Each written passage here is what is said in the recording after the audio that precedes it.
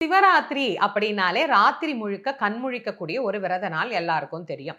எங்களால அப்படி முடியாது. வயசாயிடுச்சு. நாங்க வேலைக்கு போறோம். அடுத்த நாள் காலையில எங்களால தூங்காமல்லாம் இருக்க முடியாது. அப்ப ஏதாவது ஒரு குறிப்பிட்ட முக்கியமான நேரம் இருக்கா சிவராத்திரி அப்படின்னா, இது இயலாதவர்களுக்கு நான் சொல்றேன். முடிஞ்சவங்க இரவு முழுக்க கண் விழிங்க. முடியாதவர்கள் இரவு 3ஆம் காலம் அம்பாள் சிவபெருமானை பூஜித்த காலம் இந்த 3ஆம் காலம் தான். இந்த 3ஆம் காலத்துல 11:45 இருந்து ஒரு 12:15, 12:30 வரைக்கும் கண் விழித்து, ஒரே ஒரு வில்வமாவது அந்த நேரத்துல சிவபெருமானுக்கு வைத்து யார் ஒருவர் வழிபாடு செய்கின்றார்களோ, அவர்களுக்கு இறைவன் எல்லா விதமான நலன்களையும் தருவார்.